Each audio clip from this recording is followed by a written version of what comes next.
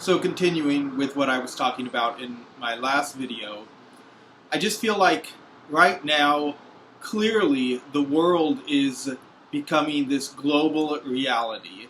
And living in London right now, obviously there's such an international feel here. You hear about cultures from everywhere. You hear about the mixing of cultures, the collaboration, the wonderful way that people in their traditions and their food and their music all comes together. You also hear about the things people are afraid of. You hear about issues like immigration and terrorism and things like this. But all of it gives me this sense that, and I think gives many people the sense that the world is really just becoming this single global village, which of course that term has been around for a long time, but I really get the sense that now that global village is becoming the true reality. And with the global village being the true reality, we do need to become that human family, that family of people who, although we disagree, although we might have differing views about what is the best way to do this or that, the best way to have a social system, or the best form of faith that leads to true enlightenment or leads to God, or whatever it is that we might believe. And there's many beliefs, and that's wonderful. We just have to stop following that pattern of destruction that makes us want to eliminate opposition, eliminate voices of opposition, or even just eliminate people or enslave people, and instead move into that pattern of relationship in which we can disagree, but we will live upon a basic pattern, a basic foundation of rights and tolerance that allows for the equality of the other. And that's sort of, a basic idea of the ethic of relationship, is the equality of the other. I might have a feeling of power, a feeling of depth and vision, and the desire to have my vision, create a culture, or to have my ideas about what's true influence society or human reality. But if I understand true spirituality and consciousness, I will understand that I do not have the right to force that upon others. Not only do I not have the right to force that upon others, if I do that, if I force my way, my truth, my vision of God onto others, then by definition, that act of force, that act of enslavement and oppression or destruction, by definition is anti-life. It's anti-love, it's anti-spirituality, it's anti-God, by definition, because when we understand an ethic of relationship, when we understand the reality of relationship, and how our soul can only be free in infinity, and access infinity, and have eternal life if we're willing to be in equal and authentic relationship with the other, when we understand that, then we understand that there's no way to life, or true power, or true fulfillment, or true pleasure if we're using force. At least a force which is enslaving, oppressing, and destroying. Of course, on a foundation of freedom, on a foundation of relationship, there's dynamics in individual, particular relationships where there might be an amount of force, or there might be an amount of turbulence or chaos or violence, or one individual being more powerful than another, But all of this is ultimately chosen, and this all is based on a foundation which does require that we cease destroying others, that we cease the destruction and the elimination of those who oppose us. So you see this global reality taking place, and you see this, global situation in which there's a lot of conflict. There are a lot of different views about God and society and money, and so political views, there's economic views, there's spiritual views, religious views, social views of all kinds. You have this global reality and all these competing views that are often fighting with one another, and it's clear that as we move forward into this new stage of connectivity, and it is definitely a new stage of connectivity, absolutely, we do need to get that foundation right. We absolutely need to get that foundation right so that we are not getting closer and closer together and at the same time fighting and fearing and seeking destruction and elimination to the point where at some point, yes, we will have, absolute global catastrophe. We will have nuclear war or whatever, form that takes.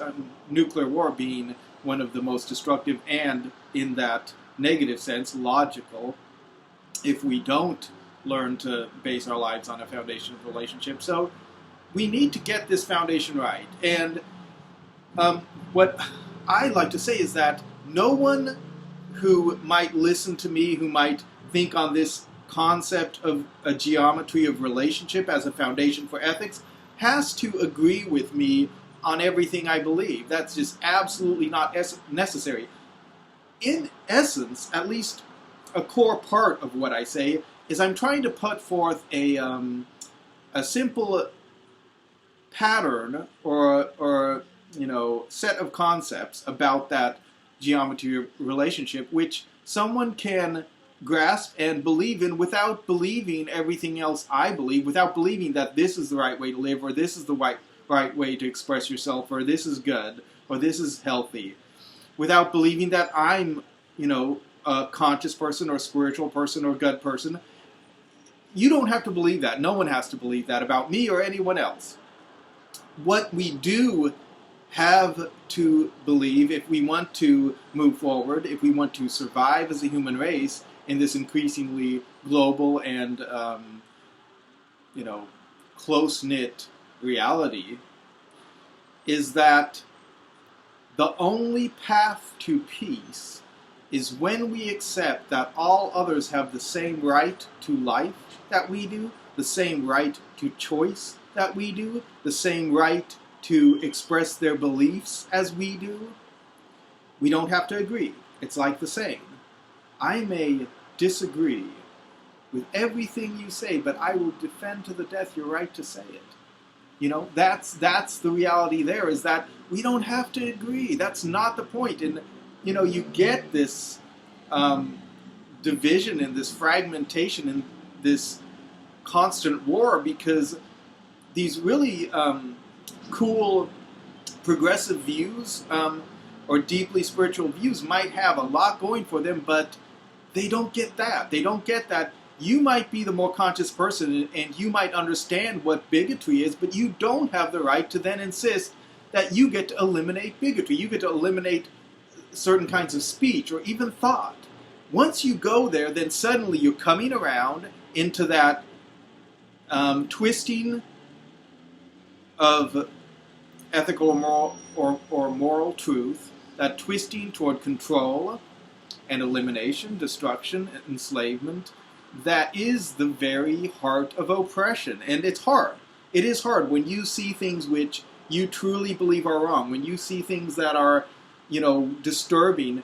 It's hard not to judge and condemn them and seek to eliminate them, but we do have to understand that other than the basic, undeniable forms of destruction and enslavement and oppression, real destruction, murder, war, rape, harming children, those really things we generally, most of us, all of us even, well, not all, but most of us do, clearly agree on and can see as, unacceptable forms of destruction. Other than this, enslavement, I would argue that one of those obvious things are, how our prison system works in the United States, the incarceration rate and who gets incarcerated. So I would argue that. But obviously even that would be something that I know would be debated. But there are certain basic forms of destruction and oppression which can't be allowed. But other than that, we just have to learn to speak our truth, to speak truth to power, to speak truth to others, to speak our truth, to live our truth, without seeking to eliminate those who see differently, no matter how clearly we may understand them to be bigoted or unenlightened or this or that. That's the foundation. That's the bottom line.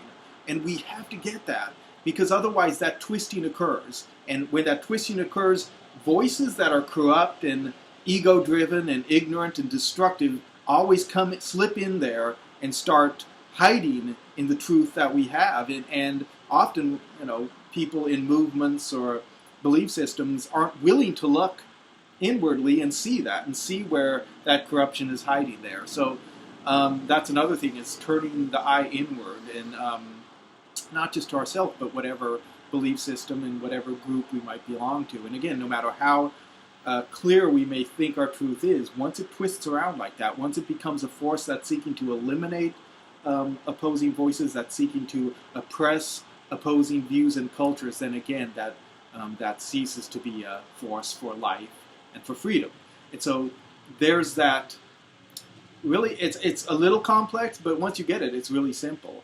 You can't force goodness. You can't stop oppression by eliminating and controlling those who you see as oppressive. Now you can, again, and we must all, as a human family, eliminate the most gross forms of enslavement and destruction. That's something we have to do, and we have to do that from that basic ethic of relationship, that geometry of relationship in which we understand that others are equal to ourselves and have the same right to freedom of life, expression, culture. But again, beyond that, it's got to be freedom, and freedom allows for people to be wrong. Freedom allows for people to be imperfect, to have their vices, to explore their desires, again, as long as they're not destroying others, as long as that's not occurring, to do whatever that they want. And that's where, you can have that traditional culture, you can have that conservative or that liberal or whatever it is, but under that umbrella of relational acceptance and inclusion and equality.